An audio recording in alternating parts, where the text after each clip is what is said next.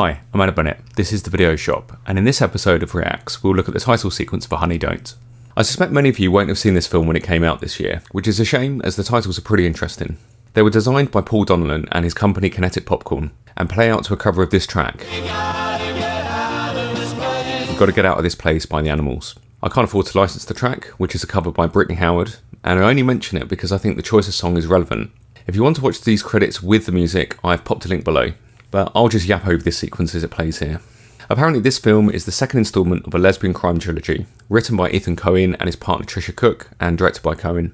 These credits come before the film, after a brief opening scene. By the way, these pauses you're seeing here aren't me. This is exactly how the credits play in the film. They zoom and pause on the signs at certain points. I'm just letting you know in case you thought it was me.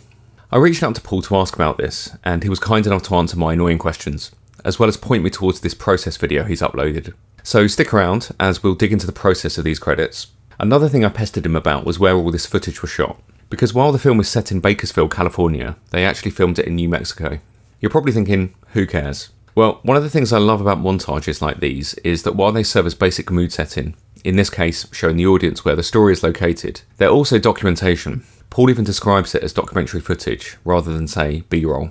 We're going to dig into this more later, but let's watch some more of these credits, and we'll hear Paul's own words as he explained the process to me. Ethan and Tricia Cooke shot the footage out of a car using his own Blackmagic camera. It was 4 hours of footage, but he gave me the freedom to do my own cut of it. Ethan shot the plates in Bakersfield himself, but the actual body of the film was shot in New Mexico, Albuquerque. The fun part is it was kept quite loose and collaborative compared to other film credits, where it's so locked down there's no creative freedom. But some of my choices I regretted later when trying to track the names in, like the motel one or the church. I think Paul's talking about these two shots. Most of you watching will probably have at least some idea of how tracking like this works. It can be pretty simple depending on the shot. Your software analyses the footage, creates a virtual camera, and then you can map a flat surface onto signs or walls. Add in your own type and then composite.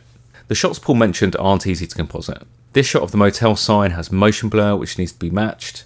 The text is extruded with rust and other artifacts. Not only that, I'm guessing it used to contain neon, so there's probably fixtures and fittings on it. It's much easier to track onto flat surfaces. As you can see, there's quite a mix of graphic treatments, tracked onto all sorts of different surfaces. It's a lot of work, and a lot of care and attention has gone into it. But as Paul points out, it also creates a potential problem with the legalities of credits.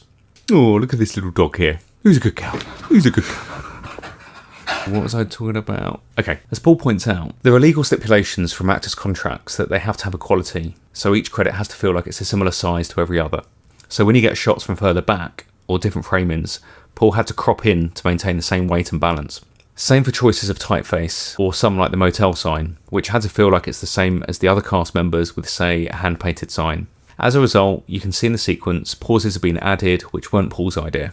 Initially, it worked just flowing without holds, but as Paul says, the names needed to be legible for 4 seconds. Some of these pauses work better than others. The ones here feel more organic, as the shot as a whole is holding. And if you've ever watched a Scorsese film, this technique is film grammar we've seen before. It isn't jarring. And that also applies to shots where they've added a fake camera shake to extend the duration. What is jarring, unfortunately, for me anyway, are pauses where the motion blur is turned off on the name, and the area surrounding it is blurred.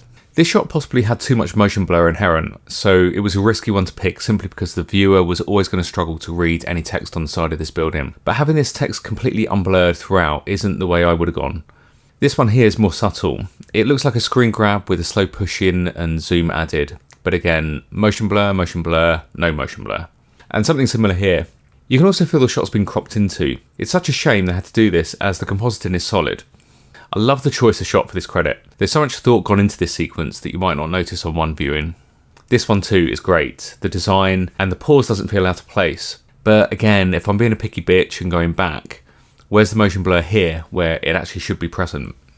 I think the reason I couldn't unsee some of these touches was the first credit after the mural plays like this in the credits.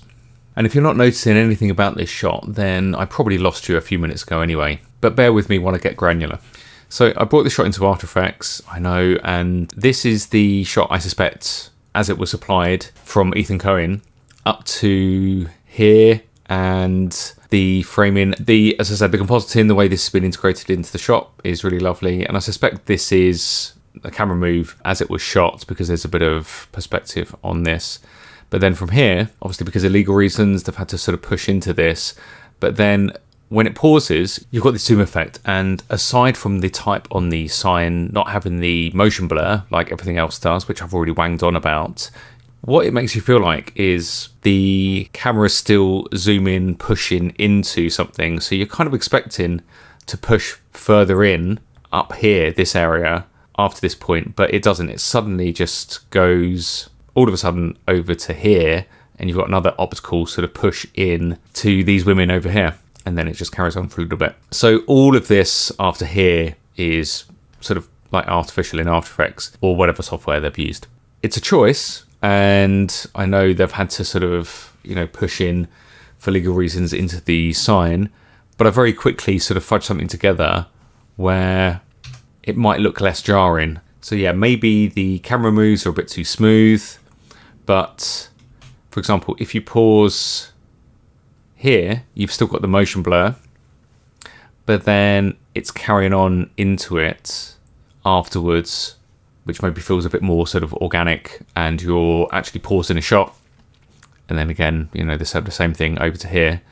And if this feels too static, because there's like fake camera shake in other shots, you could always parent this to a null, and that's some very shoddy, rough and ready camera shake, but obviously you do a better job than that. If this sounds like I'm being super critical, don't get me wrong, I genuinely love the concept of these credits, and the choice of song I mentioned earlier.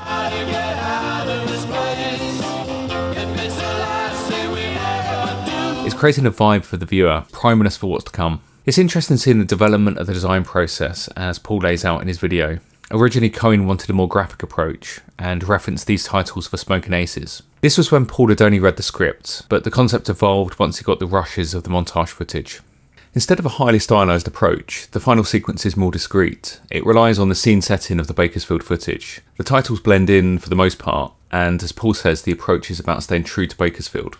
Some of the most interesting shots show a city seemingly in decline. It would be an overstatement to call it a ghost town, but it's definitely evocative of low income and reliance on volatile industries. The parts I bumped up against were where the titles have been made to deliberately stand out, but again, we know why that was. Paul describes the credits as a mini road movie, its own self-contained sequence. If there's any motion designers still watching, get ready to switch off now, but I find this aspect of the titles fascinating. There's a time capsule element to sequences like these.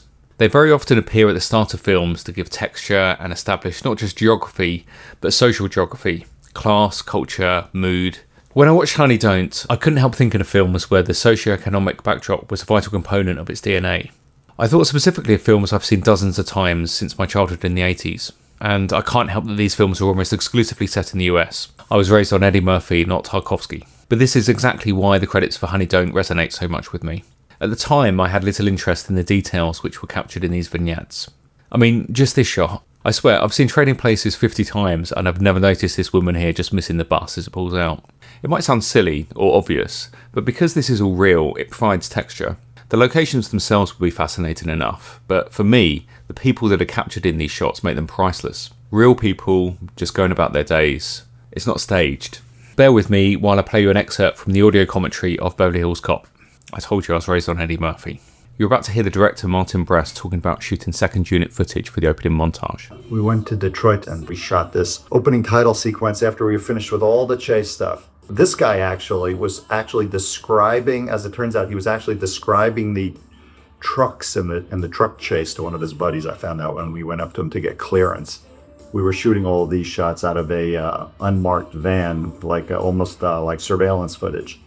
We drive around and stick the camera through in between some curtains, and we shot all this footage, and we had to go get clearance. And I remember we had an off-duty policeman with us, and there was one shot of some kids spitting milk that was in a really rough housing project. And after I shot I was operating the camera for this opening sequence. I went in to get clearance from their parents to use it in the movie, and the off-duty cop who was accompanying us in the van would not come out into that housing project with me. He said, "If you want to go, you can go. I ain't going in there."